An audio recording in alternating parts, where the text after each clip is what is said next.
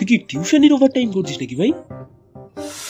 ভাবলাম বিকেল বেলা গেলে কাকিমা হয়তো পকোড়া টকোড়া বানাতে পারেন, বুঝলি? তোরা দুটো খেয়ে মর, আর এদিকে আমি ভেসে গেলাম। এই তোর কি হয়েছে বলতো? কোচিং থেকে বাড়ি ফিরতেই মা আমাকে বললো যে অমিতাভ বাবু নাকি ফোন করেছিলেন। এদিকে আমি তো ভুলেই গিয়েছিলাম ওনার কথা। মা বলতে মনে পড়ল, তারপর বুড়োর সেদিনই নাকি আমাকে খুব পছন্দ হয়ে গিয়েছিল। মানে লাইফটা একদম জঞ্জাল হয়ে গেছে মাইরি। কোথায় আগুন লাগলো যে তুই মগে করে জল ঢালতে আসছিস? আজ সেই বর বাবাজিদের বিথিকে দেখতে আসার কথা ছিল। বিথি কোথায়? তুমি এতক্ষণ কোথায় ছিলে বলো তো? বিথি, আমি শুভ। কি দেখতে এসেছিস? বেঁচে আছি না একটা এসে গেছি? তুমি হয়ে যা। আমি একটু মাকে জানিয়ে দিয়ে আসি যে দিদি ঠিক আছে, এখন তোমার সাথে এক্ষুনি কথা হয়েছে। রনে বনে জলে জঙ্গলে যেখানেই বিপদে পড়িবে আমায় স্মরণ করিও, আমি তোমায় রক্ষা করিব। বলছি, এখানে এত হট্টগোল কেন? সমাবেশ করে হচ্ছেটা কি? না স্যার, আসলে ব্যাপারটা হয়েছে কি, এটা অ্যাসেম্বলি নয় নোটন। আমাদের অবাক করে দিয়ে দরজাটা ভেতর থেকে খুলে গেল। কি সব উল্টোপাল্টা চিন্তা করছিলাম। চুপ। বিশেষ কিছু একটা বলতে গিয়েও বলতে পারলাম না। তুই আমার পাশে ছিলিস বলে বেঁচে গেলাম। তোর তো এত ভালো বন্ধু, তুই জানতিস নিশ্চয়ই। কি জানি, হয়তো জানতাম। আসমানি পালকে রাখি তাকে বেনাম লোকে, তার নাম লিখি চোখের ভাষাতে, কেন সে ছুঁয়ে দিল মন,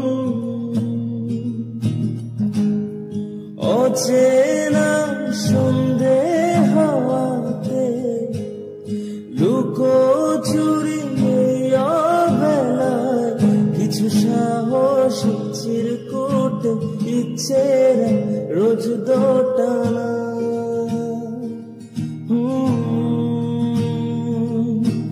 বলবে কি রাত জাগা খোলা যে স্বপ্ন হারা।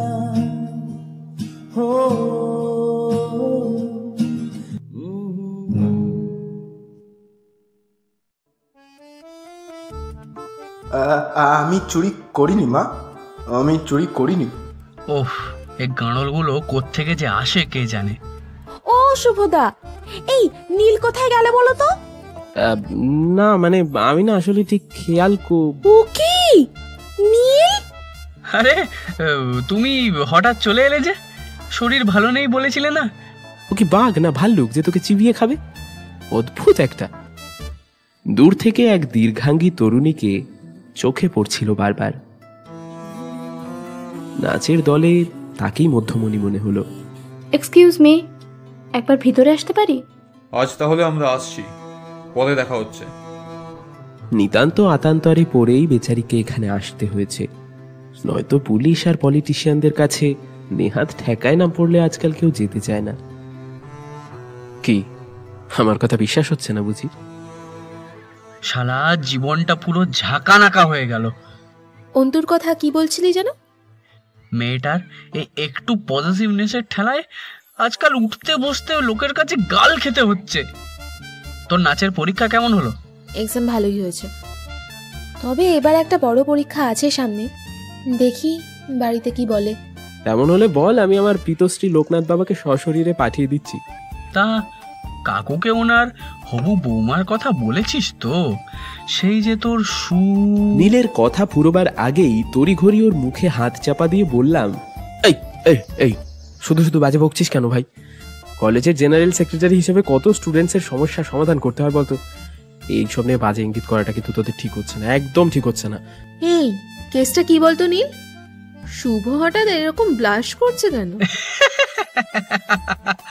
খোকা বাবুর মন আজকাল ফার্স্ট ইয়ারের করিডোরে একটু বেশি ঘোরাঘুরি করছে। আমিও ঠিক সোর্স লাগিয়ে খবর বের করে নেব। Hello, mike testing 1 2 3। হ্যালো। ওরে হলো তো রে সব টেস্ট করা? হ্যাঁ, বউয়ের শাড়ি সোনার সিরিয়াল প্রীতির দুর্বলতাকেই এবার কাজে লাগাতে হবে। ভোটের ময়দানে আসল লড়াইটা অবশ্যই সে নিজে দাঁড়িয়ে লড়বে।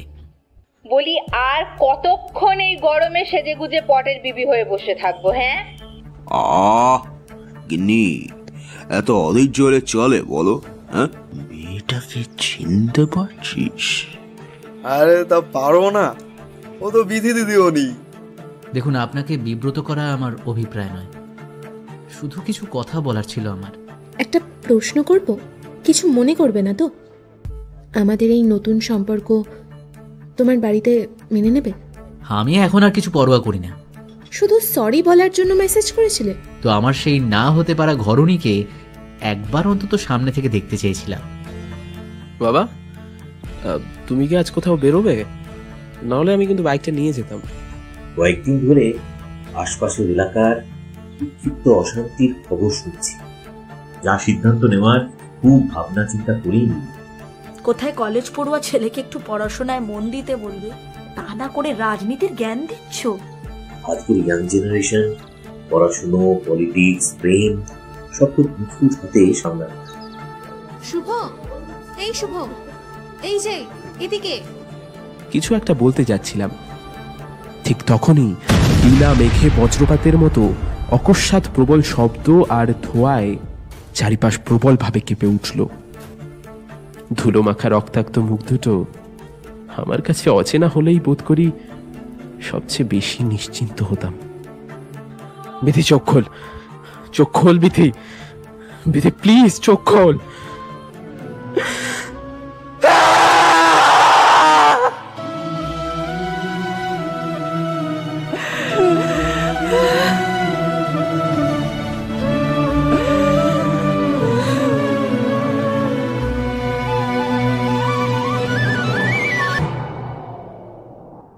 কেন আজ এ জীবন জোনাকি, কেন হঠাৎ উতলা হয়ে ওঠে, আধারে হারিয়ে একাকি ছেড়ে পালালি এ কোন স্রোতে।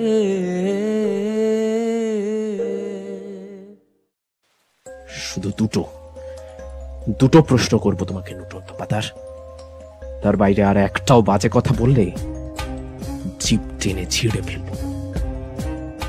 Why and who? মানুষ মারার অর্ডার ছিল না, তাই চেষ্টা করা হয়েছিল কিছু লো ইন্টেন্সিটি বোমা ফাটিয়ে সবাইকে ছত্রভঙ্গ করে দেওয়া। যদি ঠিকঠাক করে উত্তর দাও তাহলে হয়তো প্রাণে বেঁচে যাবে, নইলে কাল সকালে রূপনারায়ণের জলে দেওয়ারিশ লাশ হয়ে ভেসে থাকবে। খানিক বাদে রাতের নিস্তব্ধতা খান খান করে নতুন তপাদারের বিকৃত যন্ত্রণা কাতর আওয়াজ ভেসে এলো সেই ঘর থেকে। একটা কালো বুলেট বাইকের গুরুগম্ভীর শব্দ ধীরে ধীরে শহরের দিকে মিলিয়ে গেল। I want a break. What? স্ত্রিয়া চরিত্রম দেবা না জানন্তি কুতো মনুষ্য। কাল যদি আমি অসুস্থ হই, ঠিক এতটাই দরদ তোমার উঠলে উঠবে তো?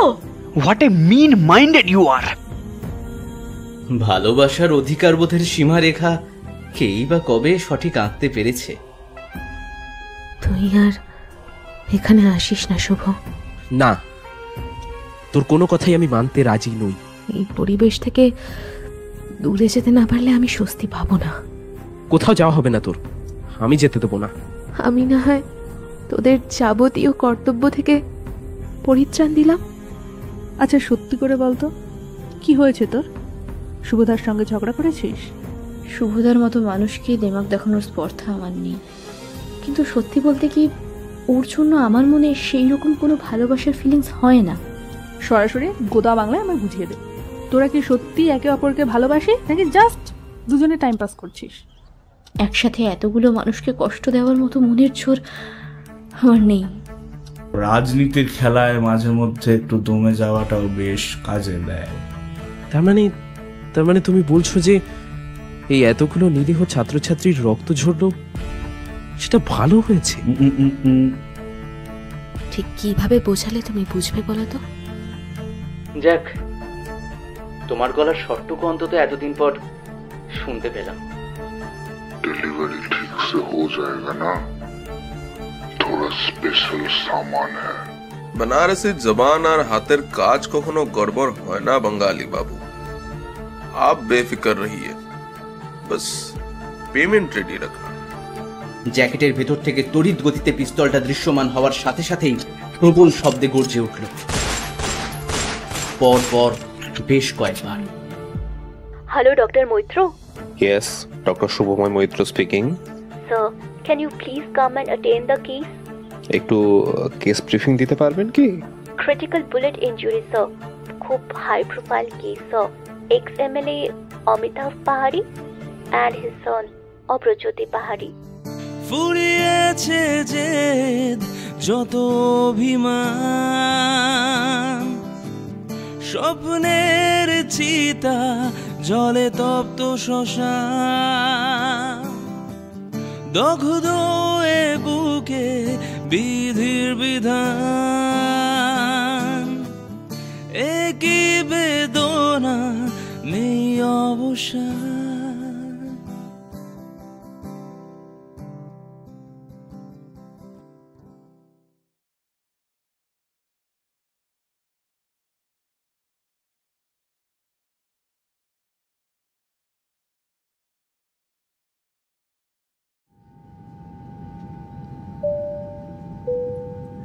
Good morning everyone, this is your captain speaking. We are ready to land in Netaji Subhash Chandra Bose International Airport in 5 minutes. Passengers are requested to fasten your seatbelts. Our cabin crew will help you. Hope you have a wonderful journey experience with us. Thank you.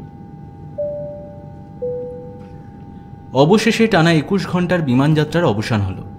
Sydney থেকে আসার পথে ব্যাংককে 7.5 ঘন্টার layover সময়টাও নিঃসন্দেহে সমগ্র যাত্রাপথের অবিচ্ছেদ্য অঙ্গ বলেই বিবেচনা করা হবে। মোবাইল বের করে ভারতীয় সময় ঠিক করে নিল অভ্র। সকাল 6:35। শীতের এত সকালে বাড়ি ফেরার জন্য তড়িঘড়ি করার কোনো প্রয়োজন নেই, বরং এয়ারপোর্টেই সকালের প্রাতরাশ সেরে নেওয়া যেতে পারে। বিমান সফর আরামদায়ক হলেও রাতে খুব একটা ভালো ঘুম হয়নি, কাজেই শরীরে এখন ক্লান্তির ছাপ সুস্পষ্ট। তবে চেক ইন লাগেজ সংগ্রহ করতে করতেই পূর্বের পরিকল্পনা বাতিল করতে হলো। মোবাইল থেকে ফ্লাইট মোড অফ করে দিতেই একের পর এক মেসেজ আসতে শুরু করেছে। এরপর সবচেয়ে জরুরি বার্তাখানা এমন একজন মানুষের, যাকে এখানে আদৌ প্রত্যাশা করেনি অভ্র।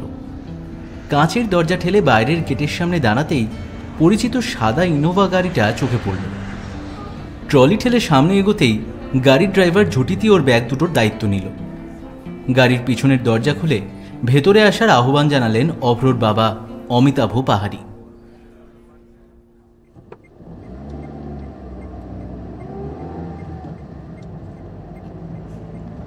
তুমি আজ কলকাতায় আসছো, আগে বলনি তো? মিনিট 10 হলো শহরের পরিসর অতিক্রম করে গাড়ি দ্রুত বেগে মেদিনীপুরের উদ্দেশ্যে ছুটে চলেছে। অমিতাভবাবু আকস্মিকভাবে আজ সকালে এয়ারপোর্টে ওকে রিসিভ করতে আসবেন এটা ভাবতেই পারেনি অভ্র। বাবা ছেলের মধ্যে কথাবার্তা চিরকালই কম হয়, তবে বেশ কিছুক্ষণ ইতস্তত করার পর নিজের কৌতূহল আর দমন করতে পারল না অভ্র। অমিতাভবাবু এতক্ষণ নিশ্চুপ ছিলেন, দৃষ্টি নিবদ্ধ ছিল জানলার বাইরে। সাত সকালেই ওকে দেখে বোঝা যাচ্ছে স্নান সেরে তৈরি হয়েই বেরিয়েছেন। পরনে সাদা পাজামা পাঞ্জাবির সঙ্গে মানানসই ঘিয়ে রঙের জহর কোট। স্বভাব গম্ভীর মানুষ অমিতাভবাবুর এই পরিধান অভ্রর সুপরিচিত। আজ নয়, গতকাল বিকেলে এসেছিলাম। আসন্ন বিধানসভা নির্বাচনের আগে জেলা ও রাজ্য নেতৃত্বের মধ্যে একটা গুরুত্বপূর্ণ মিটিং ছিল। সেই মিটিং শেষ হতে অনেক রাত হয়ে গেল। তোমার মা জানালেন আর সকালের ফ্লাইটেই তুমি ফিরছ। ভাবলাম তোমাকে সঙ্গে নিয়েই বাড়ি ফিরব, তাই রাতটুকু কলকাতায় থেকে যাওয়ার সিদ্ধান্ত নিলাম। এতক্ষণে বাবার আকস্মিক আগমনের কারণটা বুঝতে পারল অভ্র। রাজারহাটে অমিতাভবাবুর একখানা ফ্ল্যাট রয়েছে। পার্টির কাজে প্রায়ই ওকে শহরে আসতে হয়, তাই নিজের পৃথক আবাসের ব্যবস্থা করে রেখেছেন। এরপর আবার দীর্ঘ সময় নীরবতা। অমিতাভবাবু নিজের রাশভারী স্বভাবের জন্যই হয়তো চিরকাল সন্তানদের সঙ্গেও একটা মার্জিত দূরত্ব বজায় রেখেছেন। ছেলেমেয়েরাও তাই কেউ ওর সঙ্গে পুরোপুরি স্বচ্ছন্দ বোধ করে না। পাহাড়ি পরিবারে কোথাও যেন আজও সেই প্রাচীন বাঙালি পরিবারের রক্ষণশীলতার বীজ প্রথিত রয়েছে। ইঞ্জিনিয়ারিং পাশ করার পর অভ্র কিছুকাল এদেশে চাকরি করার পর প্রথম যখন বিদেশে যাওয়ার অফার পেল, তখন প্রাথমিকভাবে অমিতাভবাবু সম্মত হননি। কর্মক্ষেত্রে উন্নতির জন্য বিদেশে যাওয়া যে অত্যাবশ্যক তা উনি মানেন না। সেই সময় পরিবারে বিস্তর অশান্তি হয়েছিল।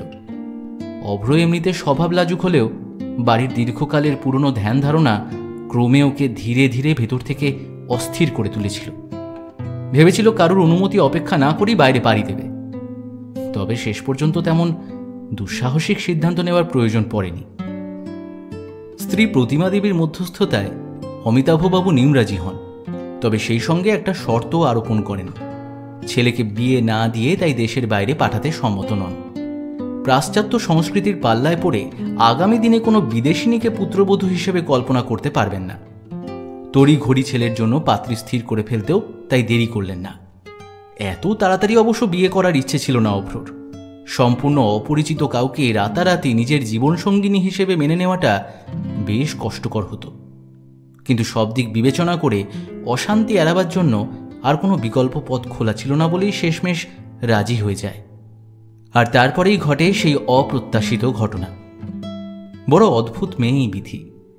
এমনিতে কত নম্র শান্ত, আবার অপরদিকে কি প্রচণ্ড স্বাধীনচেতা। নিজের পরিবারে চিরকাল বাবার কথাই শেষ সিদ্ধান্ত এমনটাই দেখে আসছে অভ্র।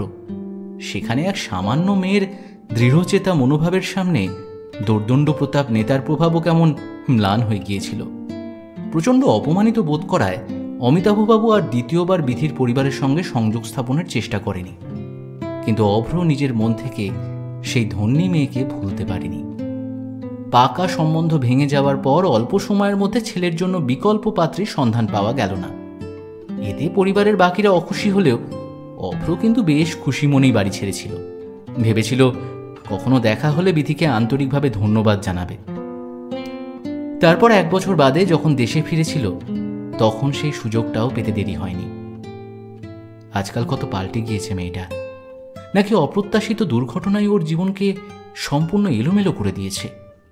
হাসি খুশি প্রাণোচ্ছল বিধি এখন যেন মাটির পুতুলের মতো নিস্তরঙ্গ আড়ষ্ট জীবন কাটাতে বাধ্য হচ্ছে। বিধির কথা মনে হতেই আপনা থেকে চোখটা জ্বালা করে উঠল। রাজনীতির নোংরা বাঁকে কত নির্দোষ মানুষের স্বপ্ন তলিয়ে যায় চিরকালের মতো। অমিতাভবাবুর একটা ফোন এসেছিল।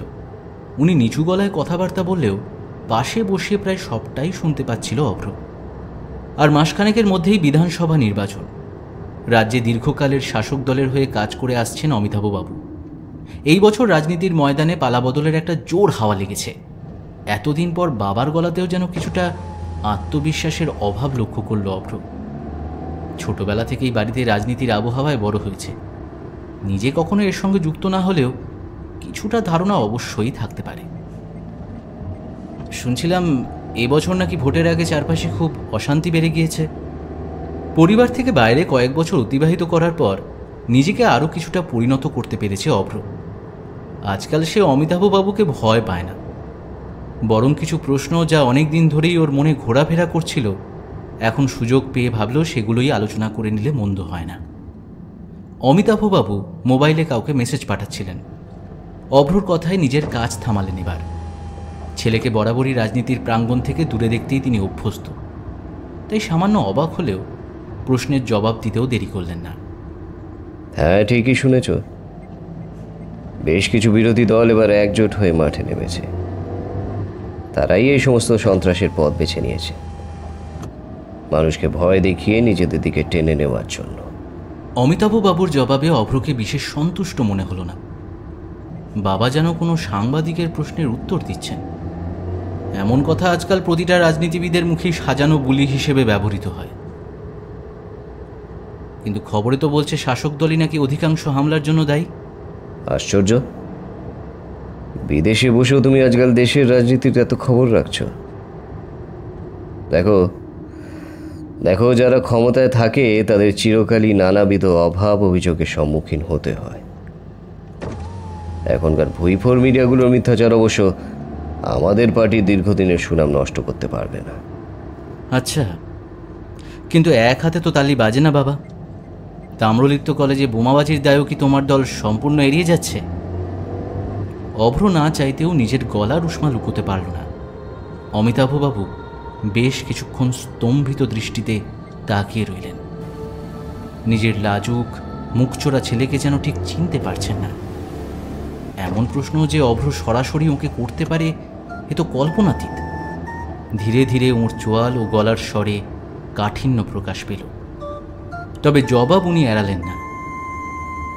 তুমি দূর থেকে কতদূর কি তথ্য জানতে পেরেছো জানি না, কিন্তু একটা কথা জেনে রাখো, একটা দীর্ঘ সময় ধরে আমি অধ্যাপনার সঙ্গে যুক্ত ছিলাম।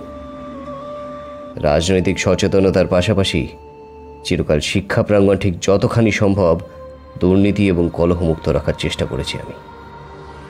কাজে সেই হামলার দায়ভার আমার উপর চাপিয়ে দেওয়া সম্পূর্ণ অযৌক্তিক। অভ্র এই কথার জবাবে উত্তেজিতভাবে আরও কিছু বলতে চাচ্ছিল। হঠাৎ জানলার কাঁচে ঠক ঠক শব্দ হতেই দুজনেই সামান্য চমকে উঠলেন। এতক্ষণ কেউই কথার মাঝখানে খেয়াল করেনি গাড়ি কখন হাইওয়ে ছেড়ে পাশের লাল মোড়াম বেছানো পথে প্রবেশ করেছে। পাহাড়ি সাহাব, থোড়া কাম থা।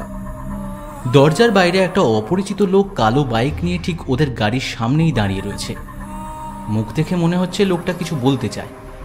অতঃপর আলোচনা থামিয়ে অমিতাভবাবু গাড়ির স্বয়ংক্রিয় কাঁচের জানলার সুইচ টিপলেন। কাঁচ নামতেই মুহূর্তের মধ্যে আগন্তুক কোনো কথা না বলে তড়িৎ গতিতে একটা পিস্তল বের করে বেশ কয়েক রাউন্ড গুলি চালিয়ে দ্রুত ঘটনাস্থল থেকে পরিত্যাগ করলেন।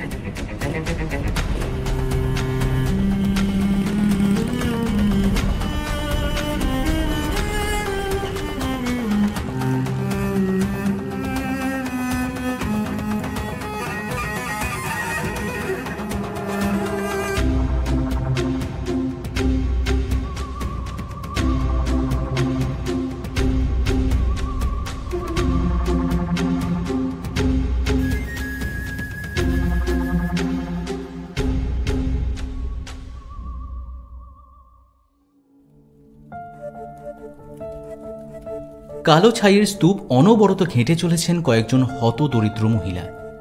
ওদের সবার চোখে মুখে সর্বহারার বেদনা পুঞ্জীভূত। খানিক দূরে দাঁড়ানো অসহায় মানুষগুলির নিষ্পলক চোখে কেবল শূন্যতা বিরাজ করছে।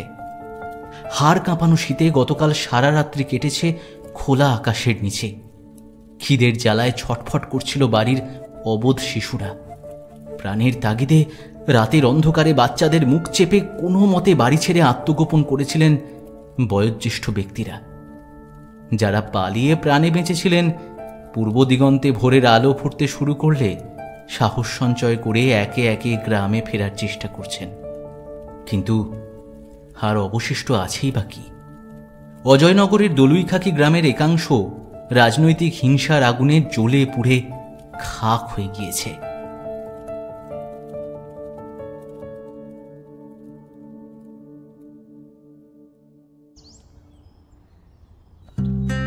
বাবু, ঝটপট উঠে রেডি হয়ে নে, আমাদের বেরোতে হবে।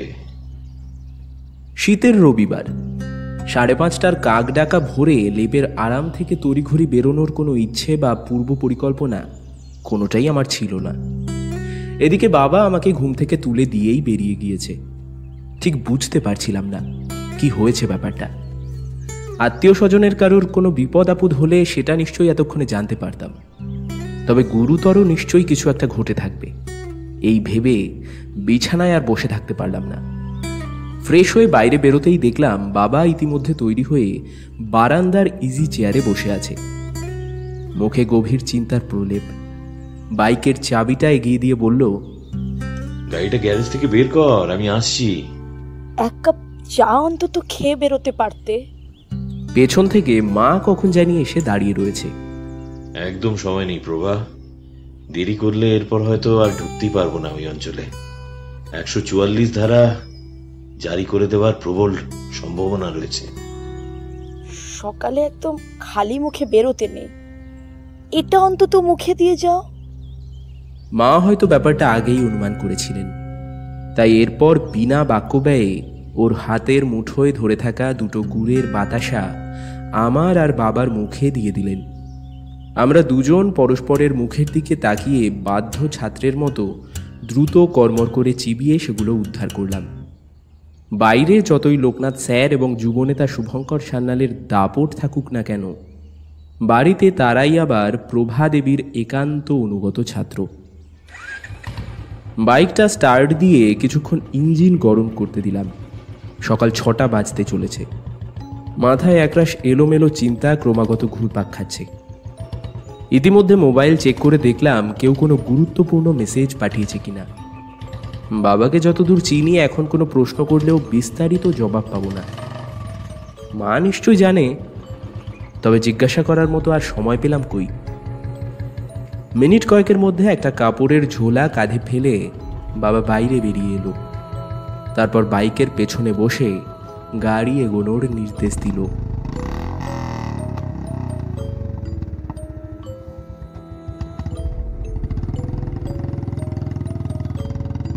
কোথায় যাচ্ছি, কেন যাচ্ছি কিছুই জানা নেই। কেবল বাবার নির্দেশ মতো পথ ধরে এগোতে লাগলাম। মোটা জ্যাকেট আর কান ঢাকা টুপি ভেদ করে তীব্র হিমেল হাওয়া একেবারে হাড় পর্যন্ত কাঁপিয়ে দিচ্ছিল। তড়িঘড়ি বেরোতে গিয়ে আমার গ্লাভস দুটোও পরে আসতে ভুলে গিয়েছি। মাঝে মধ্যেই মনে হচ্ছিল দুটো হাতেই যেন কোনো সাড় নেই।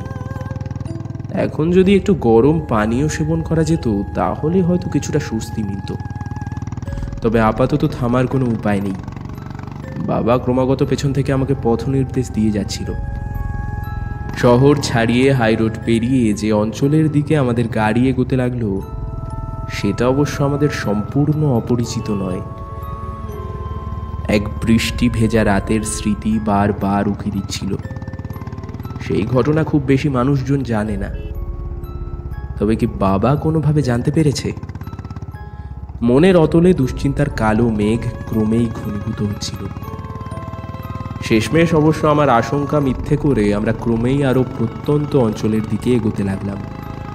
অজয়নগরে এর আগেও ভোটের প্রচারের কাজে এসেছিলাম, তবে এখন যেদিকে চলেছি তত ভেতরে অবশ্য আগে প্রবেশ করিনি। অনেকক্ষণ থেকেই নাকে হালকা একটা গন্ধ পাচ্ছিলাম। গাড়ি যতই এগোচ্ছে তীব্র পোড়া গন্ধ ততই যেন বাতাসে আরো জোরালো হয়ে উঠছে। অচিরেই চোখের সামনে সেই ধ্বংসলীলার জগৎ উন্মুক্ত হয়ে গেল। লাল মোরামের পথ এঁকে বেঁকে গ্রামের ভেতর দিয়ে চলে গিয়েছে। বাবার নির্দেশ মতো বাইকটা এক জায়গায় দাঁড় করিয়ে আমরা হাঁটা পথ ধরলাম। আমাদের আশেপাশের দৃশ্য দেখতে দেখতে আমার শরীর এবং মনে কেমন যেন একটা অদ্ভুত প্রতিক্রিয়া হচ্ছিল। টিভি কিংবা সংবাদপত্রে এই ধরনের ঘটনার কথা এখন আমাদের রাজ্যে নতুন কিছু নয়, কিন্তু সেই জায়গায় প্রত্যক্ষদর্শী হিসেবে উপস্থিত থাকার অনুভূতি সত্যিই অবর্ণনীয়। মাটি অথবা প্লাস্টারবিহীন ইটের বাড়িগুলো বিধ্বংসী অগ্নিকাণ্ডে প্রায় ভস্মীভূত হয়েছে বলা চলে। হতভাগ্য গ্রামবাসীরা বাড়ির কিছু অবশিষ্ট সামগ্রী খুঁজে বের করার তাগিদে সেই ছাইয়ের স্তূপ ক্রমশ ঘেটে চলেছে। থেকে থেকে স্ত্রী পুরুষের চাপা কান্নার রোল এবং কটু পোড়া গন্ধে সমগ্র পরিবেশ ভারী হয়ে উঠেছে। কিভাবে হলো এসব? আমি কোনো মতে শ্বাসরুদ্ধ করে প্রশ্নটা করতে পারলাম, কিন্তু বাবা কিছু উত্তর দেওয়ার আগেই হঠাৎ বছর 15-16 একটি মেয়ে আমাদের দেখে ছুটে এসে কান্নায় ভেঙে পড়ল। কাল রাতে ওরা সব জ্বালিয়ে দিয়েছে মাস্টার মশাই। আর কিছু আস্ত নেই। আপনার দেওয়া বই খাতা সব পুড়ে গিয়েছে। আমার আর পরীক্ষা দেওয়া হবে না। সব শেষ। মেয়েটির হাতে ধরা আধপোড়া মাধ্যমিকের টেস্ট পেপার বইটা চিনতে আমার খুব একটা দেরি হলো না। শীর্ণকায়া মেয়েটির অনর্গল অশ্রু আমার দু চোখের কোণও কখন জানি নীরবে সিক্ত করে তুলেছে। বাবার মুখের দিকে চেয়ে দেখলাম সেই একই হাল, তবে দীর্ঘদিনের অভিজ্ঞতায় পোক্ত মানুষ বলেই হয়তো এত দ্রুত নিজেকে সামলে নিল। কে বলেছে পরীক্ষা দিতে পারবি না? সব ঠিক হয়ে যাবে মা, ভাবিস না। গতকাল ঠিক কি হয়েছিল বলতে পারবি রাকিবা? কাল কাল প্রায় সন্ধ্যে 7টা নাগাদ হঠাৎ বাইরে থেকে প্রচুর লোকজন একসাথে গ্রামে ঢুকেছিল স্যার। সবার হাতে কিছু না কিছু অস্ত্র আর মশাল ছিল। আমাদের অনেকের বাড়ি থেকেই লোকজনকে টেনে বাইরে বের করে প্রথমে মারধর আর গালাগালি শুরু করে দিল। কেউ কেউ ওদের বাধা দিতে গেলে ধারালো কাটারি আর কুড়ালি নিয়ে ভয় দেখাচ্ছিল। কেউ পুলিশে খবর দেয়নি? দিয়েছিল স্যার, কিন্তু বারবার ফোন করার পরেও থানা থেকে কেউ আসেনি। ঘন্টাখানেক অত্যাচার করার পর হঠাৎ একের পর এক বাড়িতে ওরা আগুন লাগাতে শুরু করলো। সবাই প্রাণ বাঁচাতে ঘর ছেড়ে পালাতে শুরু করলো। আব্বু আর আম্মিও আমাকে নিয়ে রূপনারায়ণের চড়ার দিকে চলে গেল। তারপর সারা রাত সেখানেই ছিলাম আমরা সবাই। দূর থেকেই দেখতে পাচ্ছিলাম সবার বাড়ি তখন থাও থাও করে জ্বলছে। ওরা কারা ছিল তুমি জানো? এই প্রশ্নের উত্তরে রাকিবার শুষ্ক মুখে যে প্রবল আতঙ্কের ছাপ ফুটে উঠল সেটা পড়তে আমাদের দেরি হলো না। ইতিমধ্যে আমাদের চারপাশে ভিড় জমতে শুরু করেছে। খেয়াল করলাম কম বেশি সকলেই লোকনাথ স্যারকে চেনেন। তারা একে একে গত রাতের ভয়ঙ্কর অভিজ্ঞতা বর্ণনা করতে শুরু করলেন। শুনতে শুনতে বারবার শিউরে উঠছিলাম আমরা। খুব কম করে হলেও অন্তত 25 থেকে 30টা বাড়ি সম্পূর্ণ ভস্মীভূত হয়ে গিয়েছে। এই গ্রামের অনেক বাড়িতেই চড়ির ও সেলাইয়ের কাজ করে বাড়ির মহিলারা জীবিকা নির্বাহ করতেন। তাদের সকলের এতদিনের পরিশ্রমের জায়গায় এখন কেবল কয়েক মুঠো ছাই অবশিষ্ট রয়েছে। চারপাশ ঘুরে দেখতে দেখতে বেলা প্রায় 10টা বেজে গেল। আশ্চর্য এই যে এখনো পর্যন্ত প্রশাসন থেকে সক্রিয়ভাবে কাউকে এলাকার দায়ভার নিতে দেখলাম না। অনেকক্ষণ পর পুলিশের তরফ থেকে শুধু কয়েকটা জায়গায় দেখলাম ব্যারিকেড করে দেওয়া হয়েছে। নিউজ মিডিয়াকে এরা সহজে গ্রামে ঢুকতে দেবে বলে মনে হয় না। বাবু তুই বাড়ি চলে যা, আমাকে এখন এখানেই থাকতে হবে। কয়েক জায়গায় ফোন করেছি, দেখি ওরা কখন ত্রাণ সামগ্রী নিয়ে এসে পৌঁছায়। গ্রামের মানুষগুলো কাল সারা রাত থেকে অভুক্ত। তাছাড়া মাথা গোজার কোনো ব্যবস্থা না করলে এই ঠান্ডায় খোলা আকাশের নিচে এতগুলো বাচ্চা আর বয়স্ক মানুষরা সবাই অসুস্থ হয়ে পড়বে। তোমাকে একলা ছেড়ে যাওয়ার কোনো প্রশ্নই ওঠে না। এলাকায় এখনো যথেষ্ট উত্তেজনা রয়েছে। আমি বরং কলেজ ইউনিয়নে ফোন করে কিছু ছেলেকে ডেকে আনছি। ওরা চলে এলে আজ সারাদিনের মধ্যে অন্তত কিছু না কিছু ব্যবস্থা হয়েই যাবে। তুমি চিন্তা করো না বাবা। বাবার চোখে দেখলাম একটা অদ্ভুত প্রশান্তি। কিছু একটা বলতে গিয়ে ও থেমে গেল। একটা সম্ভাবনা অনেকক্ষণ থেকেই আমার মনের মধ্যে ঘোরাফেরা করছিল। এবার সেই প্রশ্নটা না করে আর থাকতে পারলাম না।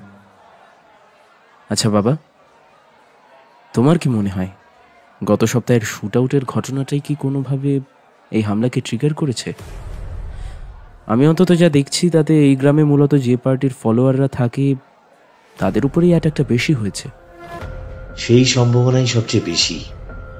রাজনৈতিক প্রতিহিংসার প্রতিফলন বলেই মনে হচ্ছে। গ্রামের লোকজনকে যদিও দেখলাম ভয়ে হামলাকারীর কারো নাম বলতে সাহস করছে না। সম্পূর্ণ অচেনা কেউ এমন একটা কাণ্ড ঘটাবে না। আগামী দিনেও দেখবি ঘাত প্রতিঘাতের জমানায় কোনো দলই সম্পূর্ণ অহিংসার পথ ধরে চলছে একদম অসম্ভব। যুদ্ধ হয় রাজায় রাজায়, মাঝখান থেকে বলি হয় নির্দোষ উলুখাগড়ার দলবল। এই সত্যি বড়ই নির্মম। প্রকৃত রাজনীতি যেমন দেশের প্রজাতন্ত্রের ভিত মজবুত করে, ঠিক তেমনই ক্ষমতার লোভে বিকৃত রাজনীতিবিদরা অক্লেশে দেশের প্রজাদের নিপীড়ন করতে পিছুপা হয় না। অজয়নগরের দলুইখাকি গ্রাম আজ সেই ঘটনারই জ্বলন্ত দৃষ্টান্ত। এই বাটারফ্লাই এফেক্ট আগামী দিনে হয়তো আরও বড় কোনো সুনামি ডেকে আনতে পারে।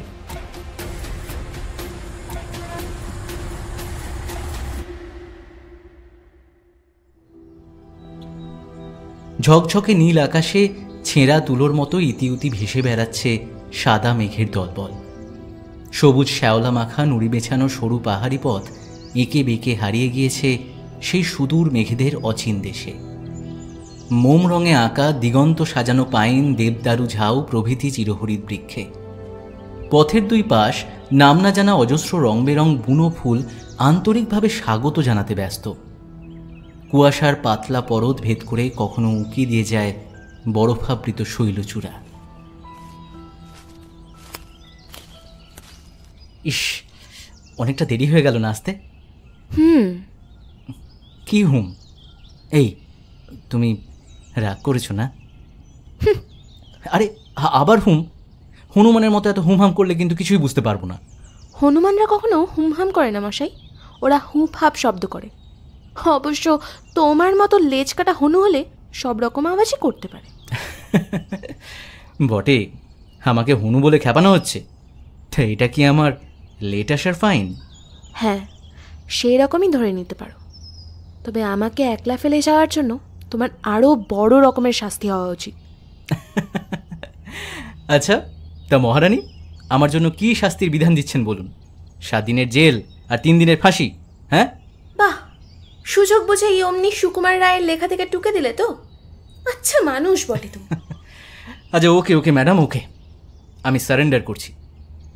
তবে তুমি যাই শাস্তি দাও না কেন, আমি কিন্তু সর্বান্তকরণে মেনে নিতে প্রস্তুত। তাই যদি হয় তবে তোমায় চিরকাল আমার নজরবন্দি হয়ে থাকতে হবে, বুঝলেন মশাই? আর মাঝে মধ্যেই সকলের থেকে দূরে এমন এক নির্ভীত পরিবেশে শুধু আমার সঙ্গে সময় কাটাতে হবে। তখন দুজনের এই চেনা জগতের মাঝে অচেনা অন্য কারোর অনুপ্রবেশ সম্পূর্ণ নিষিদ্ধ। শুধু তুমি, আমি আর এই পাহাড়। কেমন? সবল বাহুপাশে ধরা দুটো শরীর ক্রমশ মিলেমিশে একাকার হয়ে যাচ্ছে। উষ্ণ চুম্বনে, নিবিড় আলিঙ্গনে মুছে যাচ্ছে বিগত দিনের একাকিত্বের যন্ত্রণা। ভালোবাসার প্রতিটি গ্রন্থি চুঁইয়ে প্রেম সুধায় সিক্ত দেহ মন। এই একান্ত মুহূর্তকে লোকচক্ষুর অন্তরালে রাখার জন্যই হয়তো একসময় সাদা কুয়াশা পরদ থেকে ফেলল ওদের। সুদূর পাহাড় শীর্ষ গুম্ফা থেকে ভেসে এলো বুদ্ধের পবিত্র জপ মন্ত্র, ওম মণিপদ্মে হুম, ওম মণিপদ্মে হুম। বিথি, এই বিথি, আমরা পৌঁছে গিয়েছি, এবার নামতে হবে তো। নীলের ডাকে চমকে চোখ খুলে তাকালো বিথি। এতটা পথ আস্তে আস্তে ব্যাকসিটে মাথা এলিয়ে সামান্য তন্দ্রাচ্ছন্ন হয়ে পড়েছিল। বন্ধ চোখের দুই কোল বেয়ে কখন জানি অজান্তে দুই গাল বেয়ে নেমে এসেছে নীরব অশ্রুকণা। অপ্রস্তুত ভাব এড়াতে তড়িঘড়ি নিজেকে সামলে নেওয়ার চেষ্টা করল বিথি। বাস্তবের মাটিতে ফিরে আসতেই চারপাশের রঙিন জগৎটা আবার যেন ধূসর বিষাদগ্রস্ত মনে হচ্ছে। নীল দরজা খুলে সামনেই দাঁড়িয়েছিল। বিথিকে গাড়ি থেকে নামতে সাহায্য করল। আমি মোটামুটি খোঁজ খবর নিয়েই এসেছি। মেন গেট দিয়ে ঢুকে করিডোর পেরোলেই সামনে লিফট, তারপর সোজা 3rd ফ্লোর আইসিইউ। অবশ্য তোর যদি হাঁটতে কোনো... এইটুকু হাঁটতে আমার কোনো অসুবিধা হবে না নীল। বিথি ওকে আশ্বস্ত করল। তারপর ডান হাতের ক্রাচটা শক্ত মুঠিতে ধরে ধীরে ধীরে সামনের দিকে এগোতে লাগল। নিজের অন্তর ও বুদ্ধিমত্তার সঙ্গে অনেকখানি লড়াই করার পর তবে এখানে আসার মতো মানসিক শক্তি অর্জন করতে পেরেছে। অবশিষ্ট পথটুকু পেরোতে শারীরিক প্রতিবন্ধকতা আর বাধা হয়ে দাঁড়াতে পারবে না। মেরিল্যান্ড হসপিটালের 4 তলায় পৌঁছে আবার কিছুটা হেঁটে আইসিইউ এর সামনে পৌঁছতেই ওদের অবশ্য আরও শক্ত বাধার সম্মুখীন হতে হলো। বাইরে সশস্ত্র পুলিশ প্রহরা। শুধুমাত্র চিকিৎসা কর্মীরাই বিনা বাধায় ভেতরে যাওয়া আসা করছেন। অন্যান্য রোগীর আত্মীয়দের জন্য রয়েছে স্পেশাল ভিজিটর কার্ড। বিথির ফ্যাকাশে মুখের দিকে তাকিয়ে নীল নিজেও খুব অপ্রস্তুত বোধ করল। ওর উচিত ছিল আরও ভালো করে খবর নিয়ে আসা। বেচারি অনেক আশা নিয়ে এখানে এসেছে, এভাবে দুয়ার থেকে ফিরে যেতে হলে ভীষণ কষ্ট পাবে।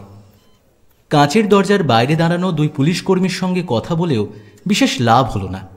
হাই প্রোফাইল কেস, ভীষণ টাইট সিকিউরিটি, বিনা অনুমতিতে বাইরের কারোর প্রবেশাধিকার সম্পূর্ণ নিষিদ্ধ।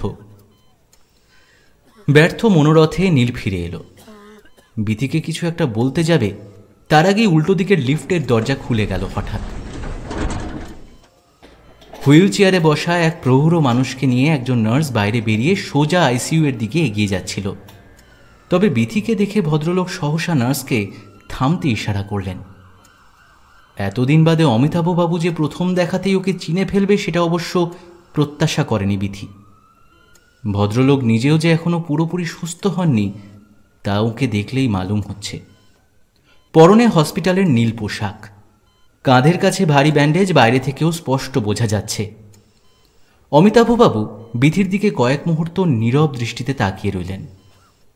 ওর অভিব্যক্তিহীন মুখমণ্ডল দেখে মনের ভাব বোঝা একেবারেই দুষ্কর। তারপর হঠাৎ কি মনে হতে ইশারায় বিথিদের নিজের সঙ্গে ডেকে আনলেন। এবার অবশ্য আর কেউ বাধা দেওয়ার সাহস করল না। নার্স অমিতাভবাবুর হুইল চেয়ার গড়িয়ে নিয়ে এলো একটা আলাদা কেবিনে। পায়ে পায়ে সেই পথ ধরে এগিয়ে এলো নীল ও বিথি। নিজের শরীরে মৃদু কম্পন অনুভব করল বিথি। হাতে পায়ে জোর পাচ্ছিল না, মনে হচ্ছিল এখনই যেন দু চোখের সামনে অন্ধকার নেমে আসবে। অতি কষ্টে কেবল দাঁড়িয়ে থাকার শক্তিটুকু ধরে রাখার চেষ্টা করছিল। সামনে সাদা বিছানায় শুয়ে থাকা মানুষটা কোনোভাবেই অভ্র হতে পারে না।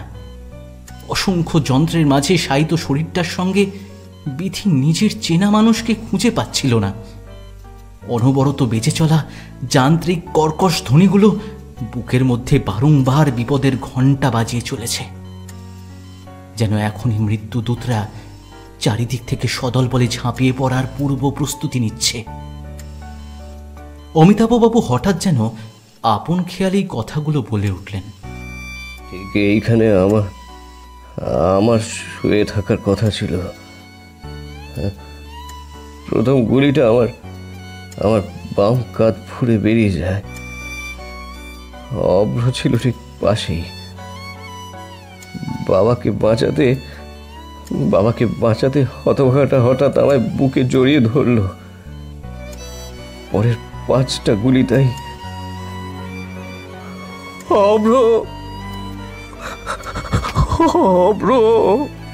অমিতাভবাবু নিজের কথা শেষ করতে পারলেন না।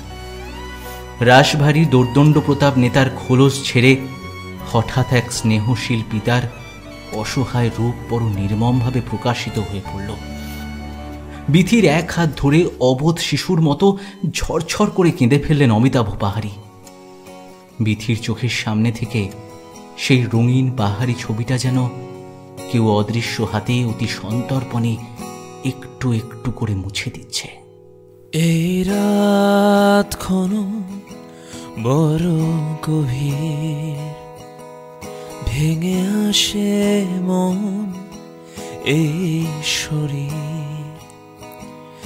এই রাত ক্ষণ বড় গভীর, ভেঙে আসে মন এই শরীর। তোমায় বুঝি আর পাবো না কাছে, তোমার প্রতি ছবি খুঁজি টুকরো কাছে। এত করে ডাকি তবু শোনো না যখন চলেই যেও। এত করে ডাকি তবু শোনো না যখন চলে যেও, যেতে যেতে নিয়ে যেও ভালোবাসার মৃতদেহ।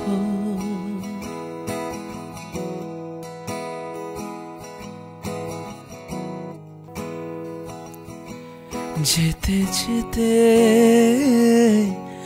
নিয়ে যেও ভালোবাসার মৃতদেহ।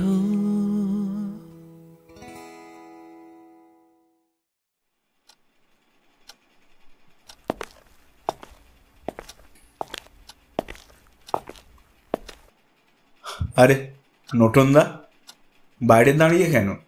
আসুন, ভেতরে আসুন। সংগ্রামী জনপরিষদ পার্টির পূর্ব মেদিনীপুর জেলা সভাপতি অখিলেশ সামন্তর আন্তরিক আহ্বানে কিছুটা ইতস্তত করেই পার্টি অফিসের চৌকাঠ পেরোল জনমুক্তি মোর্চার দীর্ঘদিনের একনিষ্ঠ কর্মী শ্রী নটন তপাদার। যদিও কিছুক্ষণ আগেই এখানে এসে পড়েছিল, তবে এই অদৃশ্য লক্ষণ রেখাটুকু পেরোনোর জন্য ওকে বেশ অনেকখানি মানসিক শক্তি সঞ্চয় করতে হয়েছে। ঘরখানি আয়তনে মন্দ নয়, নিয়মিত কাজের সুবিধার জন্যই হয়তো অখিলেশ সামন্ত নিজের প্রাসাদোপম বাড়ির একতলায় পার্টি অফিস বানিয়েছে। একেবারে ঝকঝকে কর্পোরেট স্টাইলে সাজানো ইন্টেরিয়ার, 3-4টে কম্পিউটার, বিশাল আকার ওয়াল মাউন্টেড টেলিভিশন, এমনকি ঘরের কোণে একটা ফ্রিজও চোখে পড়ল। আধুনিক টেকসেভি যুগের পাল্লা দিয়ে চলার জন্য সমাজসেবকরাও নিজেদের তেমনটাই গুছিয়ে রেখেছেন। সেগুন কাঠের তৈরি সুদৃশ্য সেক্রেটারিয়েট টেবিলের বিপরীতে সর্পাসদ ঘরের মধ্যমণি হয়ে বসে রয়েছে স্বয়ং অখিলেশ সামন্ত। ওর ক্লিন সেফ চকচকে 2 গাল বিস্তৃত হাসিটাকেই একমাত্র অবলম্বন ভেবে মন্থর পায়ে এগিয়ে গেল নটন। হ্যাঁ, বসুন, কফির অর্ডার দিচ্ছি। থাক না, হওয়ার ওইসব কেন? বাহ, এই প্রথমবার আমাদের পার্টি অফিসে পায়ের ধুলো দিলেন, এটুকু আপ্যায়ন না করলে চলে?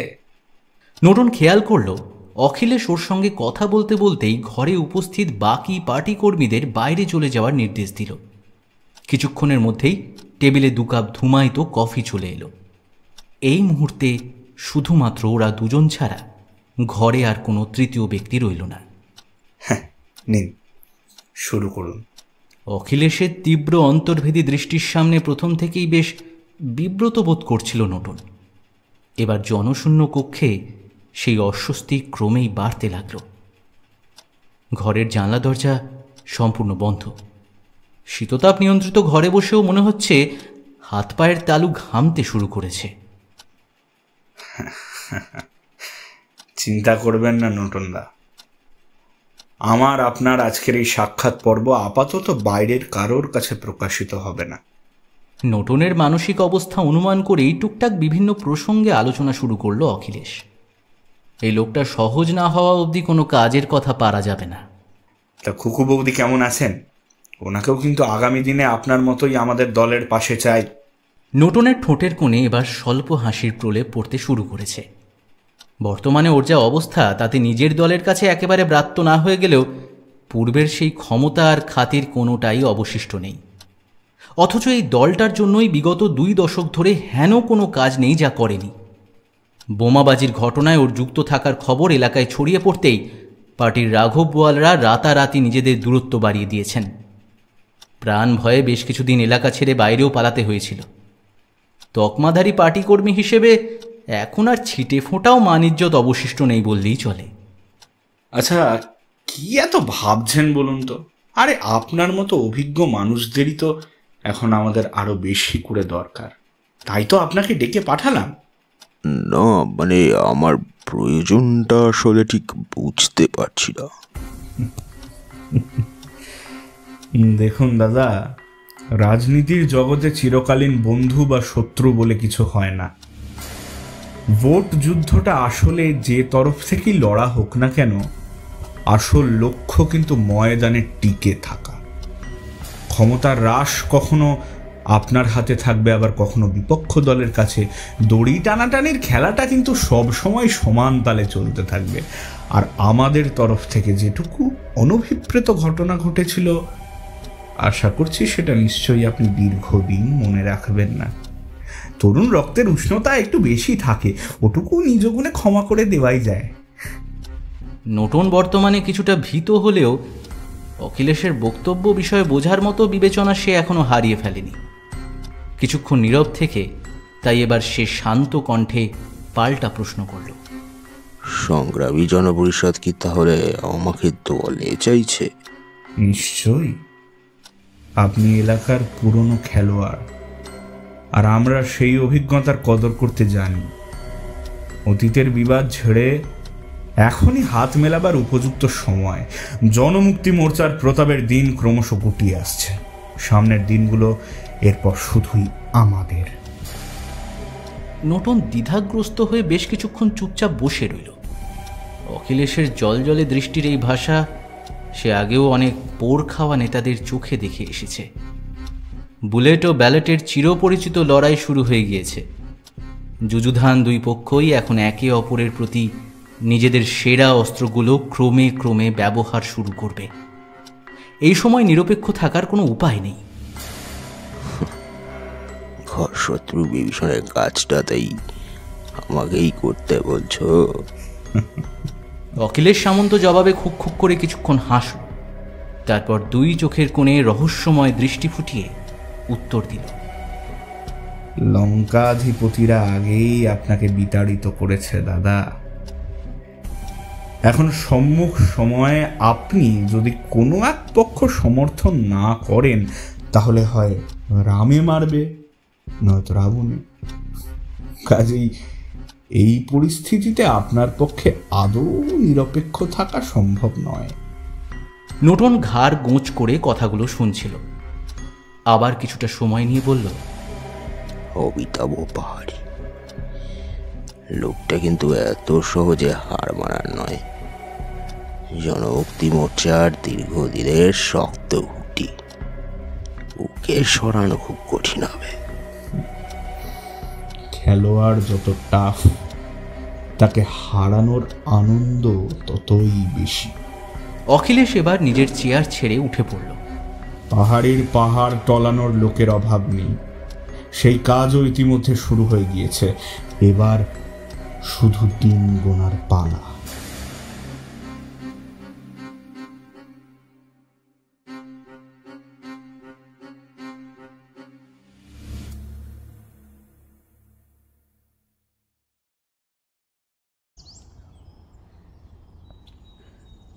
তাম্রলিপ্ত রেলওয়ে স্টেশন আকারে আয়তনে মন্দ না হলেও নির্দিষ্ট কিছু ট্রেনের সময় ছাড়া বাকি সময়টুকু মোটামুটি ফাঁকাই থাকে। সকাল সন্ধ্যা দীঘা হলদিয়া যাওয়ার জন্য কিছু নিয়মিত লোকাল এবং হাতে গোনা কয়েকটা এক্সপ্রেস ট্রেন। মূল শহর থেকে কিছুটা বাইরেই অবস্থিত এই স্টেশন। আগামী দিনে ট্রেনের সংখ্যা আর না বাড়ানো হলে স্টেশনের জনপ্রিয়তাও বৃদ্ধি পাবে না। এই নাও, টিকিটটা এখনই ব্যাগে গুছিয়ে রাখো। গতবার বাড়ি থেকে আসার সময় টিকিটটা হারিয়ে ফেলে কি সমস্যায় পড়েছিলে মনে আছে তো? সেই আমাকেই এসে ফাইন দিয়ে চেকারের হাত থেকে ছাড়াতে হলো। সাবধানে রাখবে। আর জলের বোতল কি সঙ্গে নিয়ে এসেছো, নাকি একটা ছোট বোতল কিনে দেবো? বাবা, তুমি এমন করে গুছিয়ে আমায় বাড়ি পাঠাচ্ছ যেন এই আমাদের শেষ দেখা হচ্ছে। সুদেশনা মিষ্টি হেসে কথাটা বললেও আমার বুকে সামান্য খোঁচা লাগলো। ক্রিসমাস ও নিউ ইয়ারের সন্ধিক্ষণে কয়েকটা দিনের জন্য ছুটিতে নিজের বাড়িতে ফিরছে সুদেশনা। প্রতিবারের মতো এবারেও ওকে স্টেশনে ছাড়তে এসেছিলাম। সেই দুর্ঘটনার পর থেকে ওকে একলা কোথাও ছাড়তে মন চায় না। যদিও সাম্প্রতিক সময়ে আমাদের দেখা সাক্ষাৎ অনেকটাই কমে গিয়েছে। সাইড ব্যাগটা কাঁধে তুলে ফুট ওভারব্রিজ পেরিয়ে বিপরীত দিকের প্ল্যাটফর্মে এসে পৌঁছালাম দুজন। মিনিট পাঁচেকের মধ্যেই লোকাল ট্রেনটা আসার কথা, কিন্তু তখনই মাইকে অ্যানাউন্সমেন্ট হলো পাঁশকুড়ার কাছে ওভারহেড লাইনের তার ছিঁড়ে গিয়ে সাময়িকভাবে ট্রেন চলাচল বিঘ্নিত হয়েছে। পরবর্তী লোকাল আসতে আরও 40-50 মিনিট সময় লাগবে। আগে হয়তো এই খবরটা শুনলে একটু খুশিই হতাম, দুজনে আর কিছুটা সময় একসঙ্গে কাটানো যেত। কিন্তু বর্তমান পরিস্থিতিতে সিমেন্টের বেঞ্চে দুজনে নীরবে পাশাপাশি কিছুক্ষণ বসার পর মনে মনে বেশ অস্বস্তি অনুভব করছিলাম। হয়তো দুজনেরই একে অপরকে কিছু বলার আছে, কিন্তু সংকোচবশত সেইভাবে আর আদান প্রদান হচ্ছে না। আমি এবার তাহলে উঠছি, বুঝলে? ট্রেন তো আসতে অনেকটাই দেরি হবে মনে হচ্ছে। তুমি সাবধানে পৌঁছে আমাকে কল করে দিও। শুভদা, আর একটু বসে যাও প্লিজ, তোমার সঙ্গে কিছু কথা আছে। খুব আর্জেন্ট কি? না মানে আসলে অখিলেশ দা কি একটা জরুরি দরকারে একবার পার্টি অফিসে ডেকেছিল, সেখানেই যেতাম আর কি। আর্জেন্ট না হলেও প্রয়োজনীয় অবশ্যই। তুমি চলে যেতে চাইলে বাধা দেব না, তবে কিছুক্ষণ থাকতে পারলে ভালো হতো। সুদেষ্ণার স্নিগ্ধ জবাবে এমন কিছু প্রচ্ছন্ন অনুনয় ছিল যা আমার পক্ষে ফেলা সম্ভব হলো না। পুনরায় ওর পাশে বসে পড়লাম। বিকেলের এই সময় প্ল্যাটফর্ম প্রায় ফাঁকাই থাকে বলা চলে। তার উপরে ট্রেন লেট করবে ঘোষণা করার পর যে কয়েকজন যাত্রী অপেক্ষায় ছিলেন তারাও টোটো ধরে বাস স্ট্যান্ডের দিকে রওনা দিয়েছেন। তুমি কি আজকাল আমাকে অ্যাভয়েড করছো শুভদা? সুদেষ্ণার আকস্মিক প্রশ্নে আমি কিছুক্ষণ নিশ্চলভাবে ওর দিকে চেয়ে রইলাম। পশ্চিম আকাশে রক্তিম সূর্যের লালিমায় ওর ফর্সা মুখখানি যেন হাড়ো রাঙা হয়ে উঠেছে। খেয়াল করলাম এই অভিব্যক্তিতে কোনো অভিনয় বা জড়তার বিন্দুমাত্র আভাস নেই। আর ঠিক এই প্রশ্নটাই কি আমার তোমাকে করা উচিত ছিল না? তুমি কি আর এখন আমাকে সময় দিচ্ছ? আর কিছুদিন পর আমার ফাইনাল এক্সাম হয়ে গেলে তখন হয়তো ভুলেই যাবে আমাকে চিরকালের মতো। না চাইতেও আমার গলায় অনেকখানি অভিমানের সুর অজান্তেই মিশে গেল। হয়তো এতদিন কারোর কাছে এই চাপা অনুভূতিগুলো কখনো প্রকাশ করিনি বলে এই রকম বহিঃপ্রকাশ। আমার এতখানি ক্ষোভ সুদেষ্ণা একেবারেই প্রত্যাশা করেনি, তাই বেশ কিছুক্ষণ আহত মুখে চেয়ে রইল। তোমার অভিযোগ আমি পুরোপুরি অস্বীকার করতে পারবো না। একথা ঠিক যে নিজের সঙ্গে মানসিক দ্বন্দ্বে জিততে না পেরে আমি ইচ্ছে করি তোমার থেকে কিছুটা দূরত্ব বজায় রাখছিলাম, কিন্তু তোমায় কখনো ভুলে যাব এ কথা আমি স্বপ্নেও ভাবতে পারবো না। তুমি আমার জন্য যা যা করেছো আপনজনও কেউ এত ভাবে না।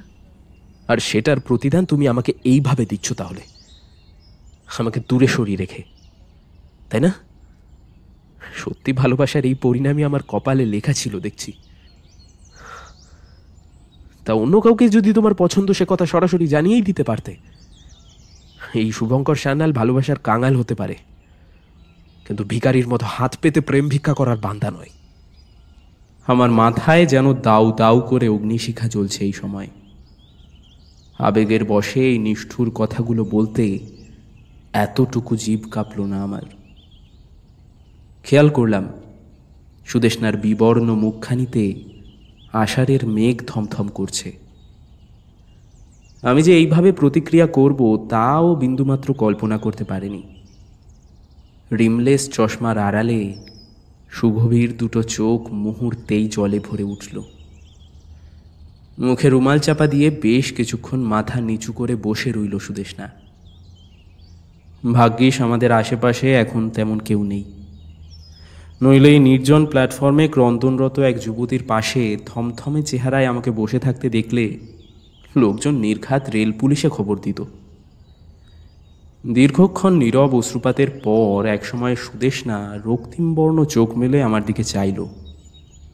ইতিমধ্যে আমারও মন থেকে কখন জানি অভিমান মিলিয়ে গিয়ে একরাশ অপরাধবোধ জায়গা করে নিয়েছে।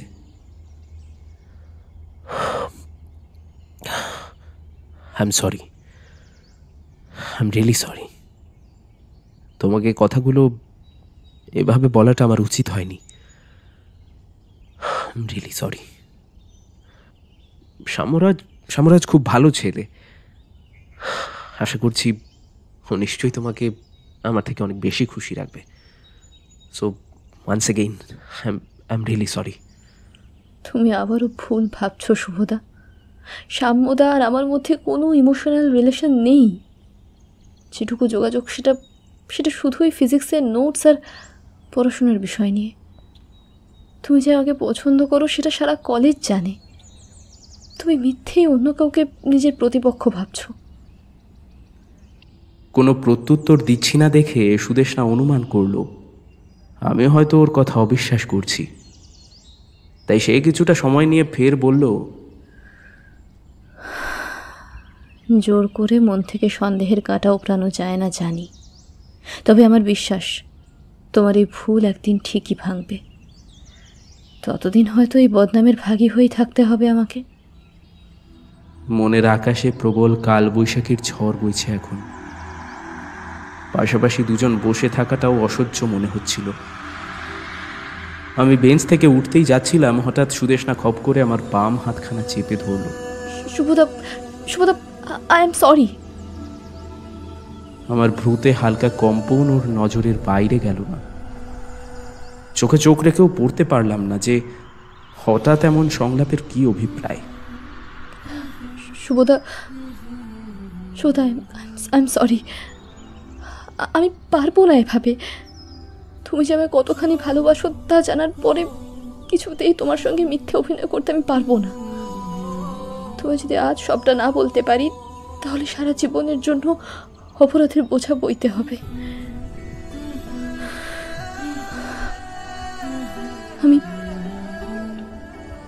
আমি তোমাকে ভালোবাসি না শুভদা, ভালোবাসতে পারি না।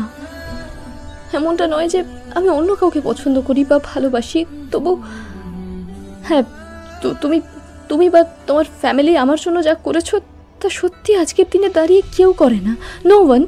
অ্যান্ড তার জন্য আমার তোমার প্রতি শ্রদ্ধা আছে, সম্মান আছে, কৃতজ্ঞতা আছে, বাট ভালোবাসা। সুদেশনা একটু থেমে আমার নিষ্পলক দৃষ্টিতে কি দেখলো বুঝতে পারলাম না। ধীরে ধীরে বলল, ভালোবাসা তো নেই শুভদা। তোমার এই প্রেমের প্রতিদান সত্যি আমি সারা জীবনেও দিতে পারবো না।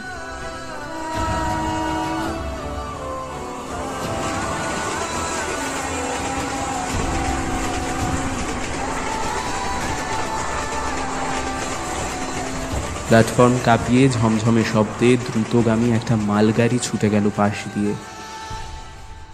ওর ফেলে যাওয়া দ্বিখণ্ডিত রেলপথের সঙ্গে কোথাও যেন আমার হৃদয়ের বর্তমান পরিস্থিতির অদ্ভুত সাদৃশ্য রয়েছে।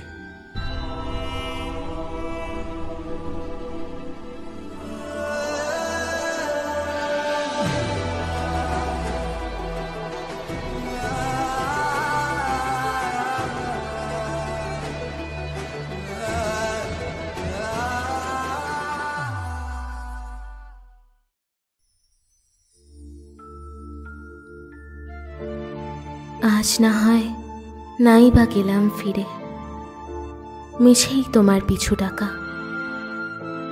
অতীতের ছিঁড়ে আসা খোলসের মাঝে হৃদয়ের কুঠুরি রয়েই যাবে ফাঁকা। আজ না হয় লুকোচুরি দিনভর, ক্লান্ত চরণ পথ হাঁটে নির্জন, ঠোঁটের কোণে বোকা সিগারেট, নিভন্ত আগুনে পুড়ছে মন। উঠোনের রোদে ভেজা কিছু স্মৃতি, বুকের অতলে সোদা গন্ধ, মুখোশের আড়ালে ঢেকে রাখা বেদনায় ফিরবার পথ সব বন্ধ। বিদায় বেলায় সাক্ষী কেবল অশ্রুজল, থাকুক বাকি শতেক অভিলাষা। জীবন প্রদীপ নিভে গেলেও পড়ে থাকে এক সলতে ভালোবাসা।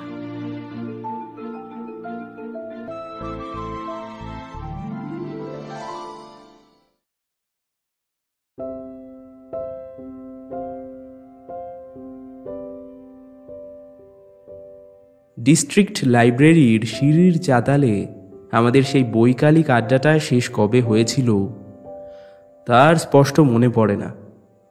জীবন নদীখাতের অবিশ্রাম স্রোতের তাড়নায় 3 বন্ধু যেন পরস্পরের কাছাকাছি থেকেও মনের দূরত্ব বেশ অনেকটাই বাড়িয়ে ফেলেছি। হয়তো এটাই সময়ের পূর্ব নির্ধারিত কক্ষপথ। আগামী দিনে এই সীমানা ক্রমশ আরও বিস্তৃত হবে। বিথির আকস্মিক ফোন পেয়ে তাই খানিকটা বিস্মিতই হয়েছিলাম। আমাকে আর নীলকে একবার পুরনো জায়গায় দেখা করার জন্য অনুরোধ জানিয়েছে। অনেকদিন পর বিথির সঙ্গে কথা হলো।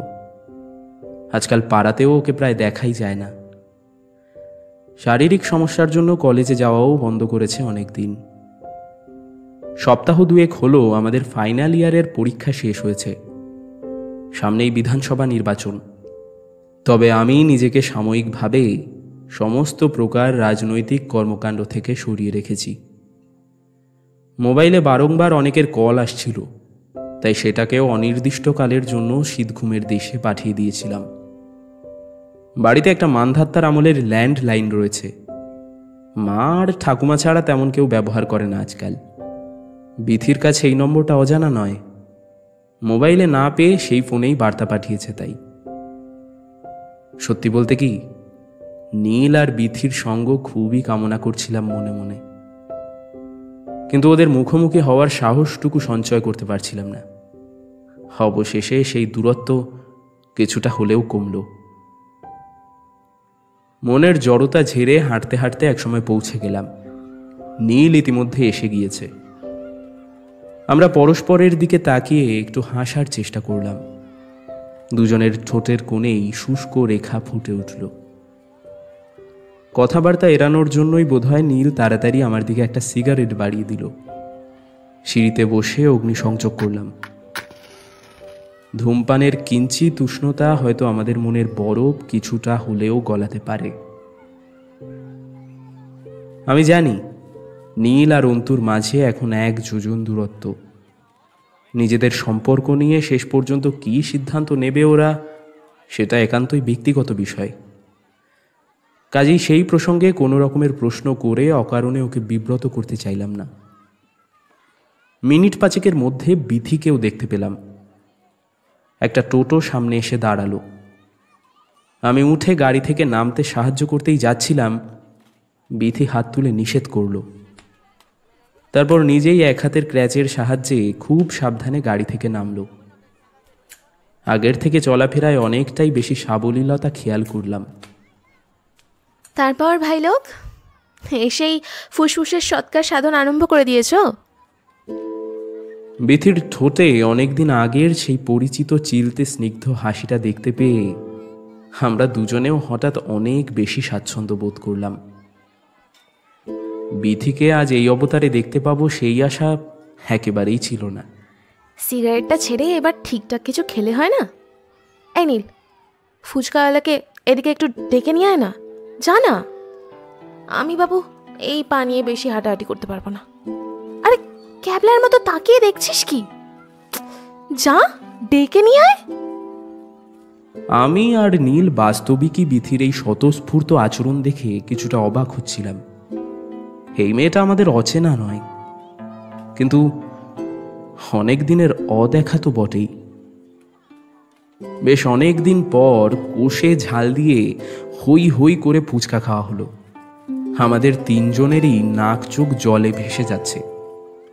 তাই অবস্থা সামাল দেওয়ার জন্য অবধারিতভাবেই আইসক্রিমের শরণাপন্ন হতে হলো।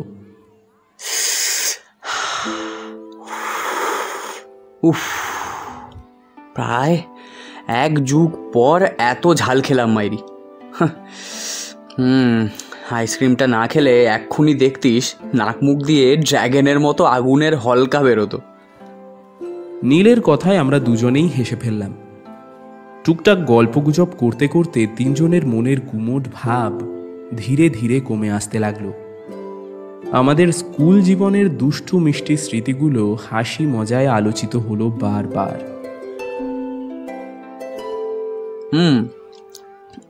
ভালো কথা মনে পড়েছে, এই অখিলেশ দা তোর খোঁজ করছিল। তোকে তো ইদানিং ফোনেও পাওয়া যাচ্ছে না। কলেজেও শুনলাম সাম্যরাজের হাতে ইউনিয়নের সব দায়িত্ব ছেড়ে এসেছিস। ব্যাপারটা ঠিক বুঝতে পারছি না, এভাবে সব কিছু ছেড়ে নিজেকে গুটিয়ে ফেলেছিস কেন? পলিটিক্স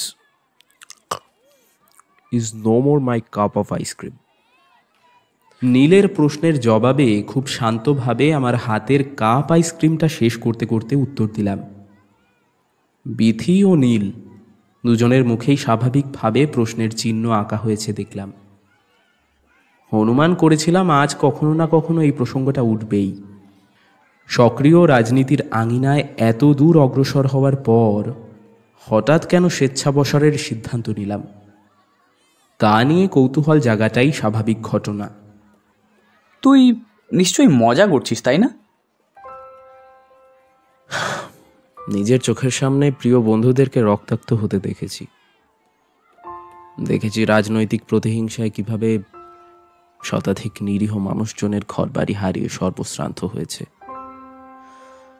ক্ষমতা দখলের নির্লজ্জ নির্মম লড়াইয়ে স্বজন হারার শোকের সাক্ষীও থেকেছি। যতদিন শুধু টিভি নিউজ পেপারে এই ধরনের ঘটনার কথা শুনতাম, ততদিন এগুলো শুধুই নীরস খবর ছাড়া আর কিছুই ছিল না আমার কাছে। কিন্তু লড়াইয়ের ময়দানে যখন নিজে নেমে প্রত্যক্ষদর্শী হলাম, তখন প্রকৃত শোক উপলব্ধি করেছি। না ভাই, আমি মজা করছি না, বরং জীবনে একের পর এক নিষ্ঠুর মজাগুলো আমার মনটাকে বিষিয়ে তুলেছে। আমি আর দাবার বোড়ে হয়ে রাজা উজিরের আজ্ঞা পালন করতে পারবো না। একটানা কথাগুলো বলে একটু দীর্ঘশ্বাস ফেললাম। বিথির ছোটখাটো গোল মুখটা দেখলাম কত দ্রুত রক্তিম হয়ে উঠল। এতক্ষণ যতই নিজেকে স্বাভাবিক রাখার চেষ্টা করুক না কেন, আমি তো জানি ও ভেতরে ভেতরে কি পরিমাণ বিধ্বস্ত হয়ে রয়েছে। আমাদের কলেজের বম্বিং কেসটার তো কিছুই তদন্ত হলো না শেষ পর্যন্ত। একটা আশা ছিল যে তুই অন্তত দোষীদের খুঁজে বার করার চেষ্টা করবি। বোমাবাজির কেসটা একটা চেন রিয়াকশনের সূত্রপাত বলতে পারিস।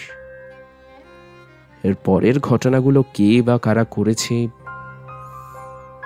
সেটা আমার অজানা নয়। বলিস কি? তুই সব জানিস? তাহলে এতদিন কোনো স্টেপ নিসনি কেন? এটাকে হিন্দি সিনেমার ক্রাইম থ্রিলার পেয়েছিস ভাই? বাস্তব জীবনে কালপ্রিটদের খুঁজে শাস্তি দেওয়াটা এতটাও সহজ নয়, কারণ এরাই যে সমাজের দণ্ডমুণ্ডের কর্তা। এদেরই সামান্য অঙ্গুলি হেলনে বড় বড় সাম্রাজ্য ধূলিসাৎ হয়ে যায়। বিথি অনেকক্ষণ নীরবে আমাদের কথা শোনার পর এবার একটা প্রশ্ন করল। শুভ, তুই জানিস কে এই ঘটনাগুলোর জন্য দায়ী?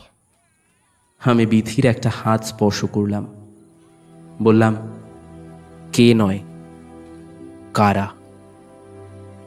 আমরা দুই অতি ক্ষমতাধর দলের রাজনৈতিক লড়াইয়ের মাঝখানে পড়ে জর্জরিত হয়েছি মাত্র।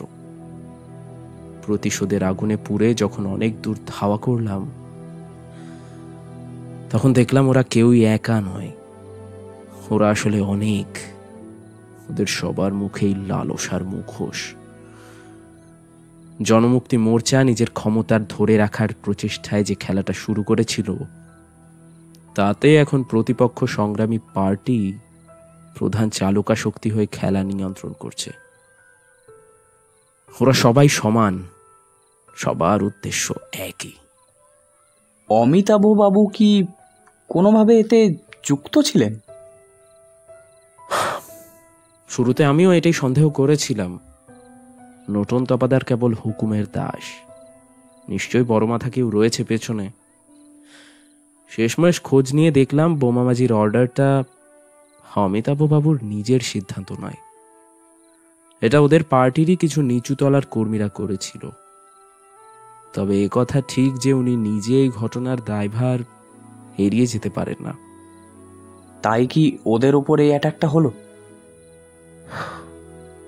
ক্রিয়ার প্রতিক্রিয়া তো থাকবেই রে ভাই। কুর্সির লোভ এমনই ভয়ঙ্কর যে নির্বিচারে কাউকে নিজের পথ থেকে সরিয়ে দিতেও এরা দ্বিতীয়বার ভাবে না। সুপারি কিলিং এর অর্ডারটা যে আমার দলের শীর্ষ মাথারাই কেউ দিয়েছে তাতে আমার কোনো সন্দেহ নেই। শুধু ওদের মাঝে পড়ে নিরীহ একটা প্রাণ অকালে হারিয়ে গেল।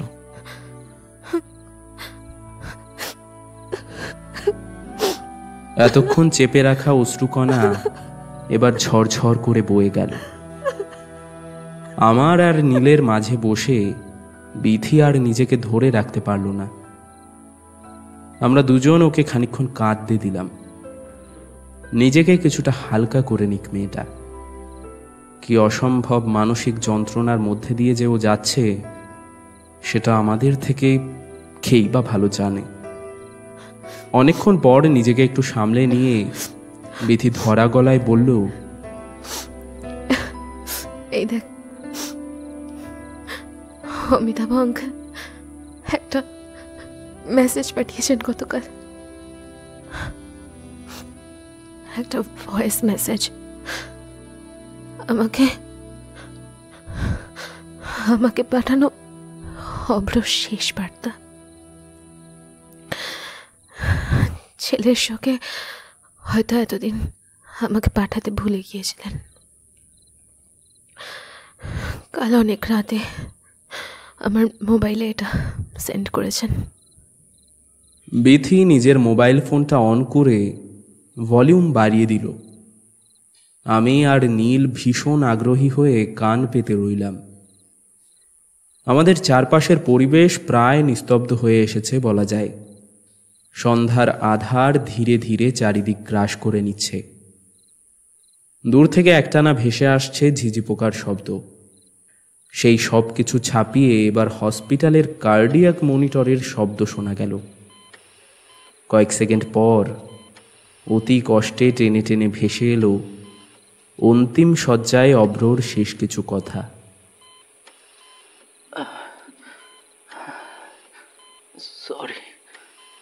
সরি বিথি,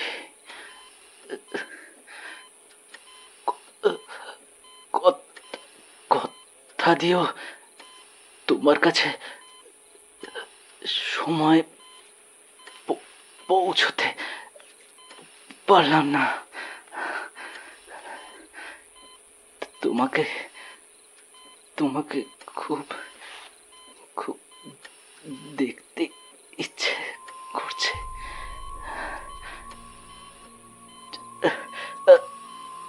জানি না এখান থেকে কবে ছুটি পাবো বা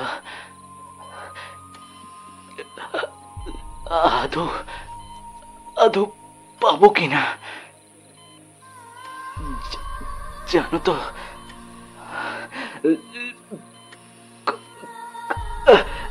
কদিন ধরে একটা স্বপ্ন দেখছি বারবার। তুমি আর আমি একটা নির্জন পাহাড়ি গ্রামে ঘুরে বেড়াচ্ছি। চারিদিকে শুধু সবুজ।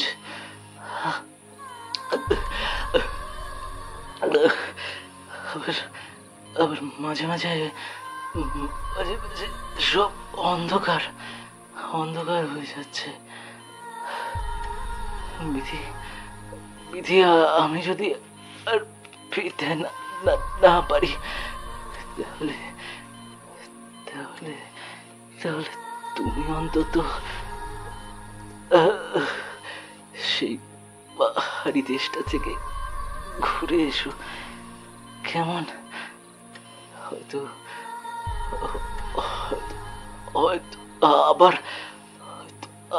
আবার আমাদের দেখা হয়ে যাবে। আমি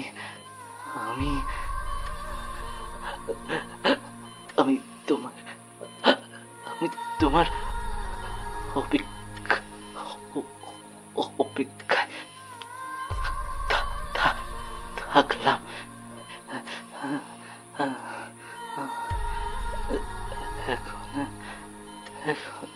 তবে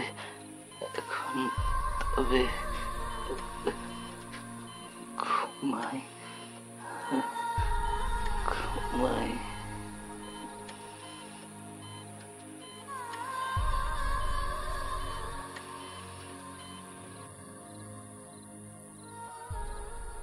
ভয়েস মেসেজটা অনেকক্ষণ আগেই শেষ হয়ে গিয়েছে।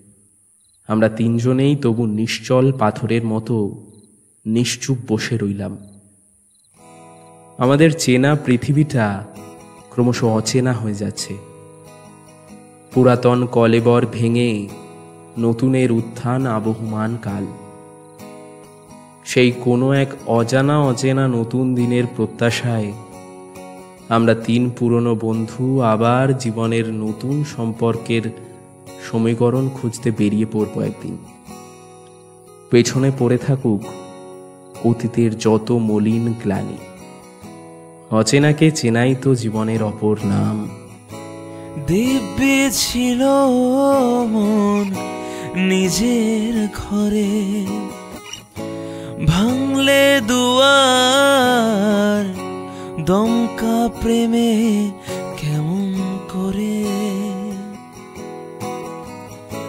দিব্যি ছিল মন নিজের ঘরে, ভাঙলে দুয়ার দমকা প্রেমে কেমন করে।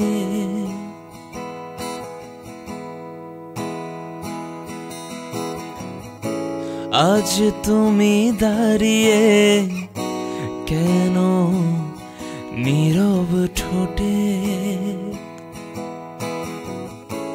এই পথে বুঝি হাঁটতে গেলে শুধু কাটাই ফোটে।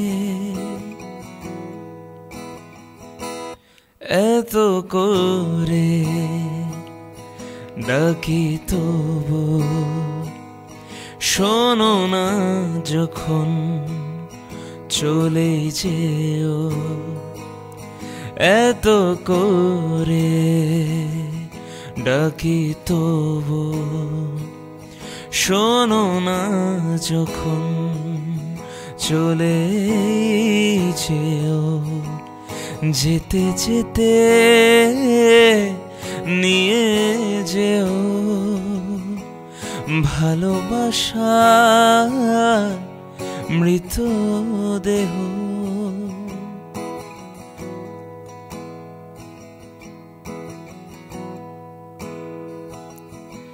যেতে যেতে নিয়ে যেও ভালোবাসার মৃতদেহ।